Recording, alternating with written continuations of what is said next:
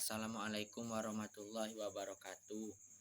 Nama saya M. Arif Winanda, NIM B1B1211090. Kali ini saya akan menjelaskan tentang teori sistem birokrasi Indonesia yang disampaikan oleh Mark, Michael, Moska, dan Weber. Ide Karl Marx. Ide Karl Marx tentang birokrasi muncul untuk mengkritik esai Hegel. Menurut Hegel, birokrasi sebagai suatu jembatan yang menghubungkan antara negara dengan masyarakatnya. Masyarakat itu terdiri dari kelompok profesional, usahawan, dan kelompok yang mewakili kepentingan khusus partikular. Di antaranya, kedua itu birokrasi bisa menjadi media penghubung antara kepentingan partikular dengan kepentingan umum. Marx menerima perbedaan Hegel antara negara dan masyarakat, tetapi memodifikasi isinya. Bagi Marx, birokrasi ini tidak memiliki kebutuhan umum.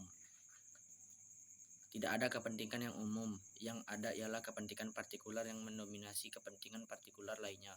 Tujuan birokrasi adalah untuk mengumpulkan kekayaan bersama, tetapi di bawah selubung kebersamaan ini sebenarnya birokrasi menjadi milik pribadi, muncul sebagai sebuah idealisme, tetapi berakhir dengan materialistik. Negara tidak lebih sebagai bentuk dari organisasi di mana kaum borjuis membutuhkannya untuk jaminan kepemilikan dan kebutuhan mereka. Negara mungkin memiliki ide tradisional dan ketika tidak ada satupun bagian dari populasi yang bisa mendominasi yang lain. Ide Gaetano Mosca. Dalam semua masyarakat dari yang paling simpel sampai yang paling maju, dua kelas manusia muncul, kelas yang memimpin dan kelas yang dipimpin. Yang pertama memonopoli kekuatan politik dan menikmati keuntungan dari kekuatan yang dimiliki, sementara kedua oleh diatur yang pertama. The ruling class selalu lebih sedikit daripada yang dipimpin. Berdasarkan teori demokrasi, mayoritas mengatur minoritas. Kelas yang mengatur mensubsidi peraturan mereka dengan formula politik kesejahteraan bersama. Hal ini dilanjutkan dengan periode inovasi yang cepat di mana orang dari kelas bawah bisa memaksa untuk naik, yang kemudian diikuti dengan kristalisasi dari the new ruling class yang akan memunculkan periode stabilitas sosial. The ruling class in the bureaucratic state. Sistem feodal adalah di mana anggota dari the ruling class melakukan semua kegiatan kepemerintahan, ekonomi, kehakiman, administrasi, dan militer. Rezim birokrasi adalah ketika terdapat spesialis yang besar pada the ruling class.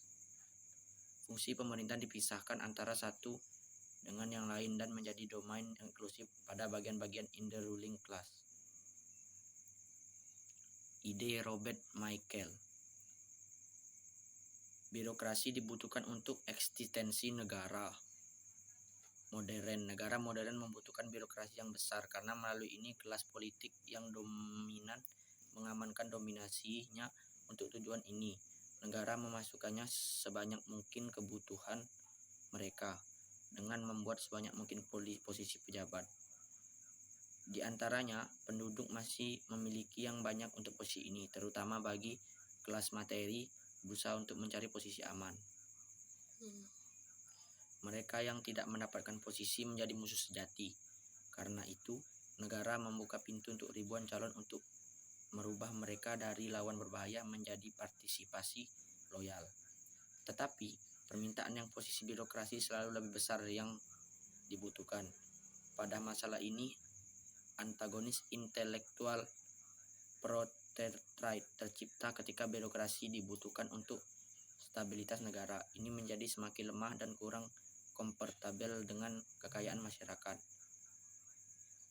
Birokrasi menjadi sumber kekuatan bagi kelas politik yang dominan, sumber keamanan bagi sebagian besar kelas menengah, tapi sumber tekanan bagi masyarakat lainnya.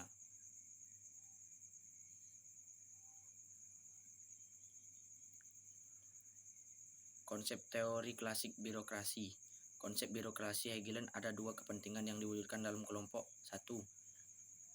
particular interest, dan 2 general interest. Hegeland berdasarkan general interest, birokrasi particular interest. Birokrasi Marxis. Karl Marx berpendapat bahwa general interest itu sebenarnya tidak ada. Adapun hakikat dari general interest itu merupakan particular interest yang memenangkan perjuangan kelas. Birokrasi memihak kepada kelas atau partikular yang dominan.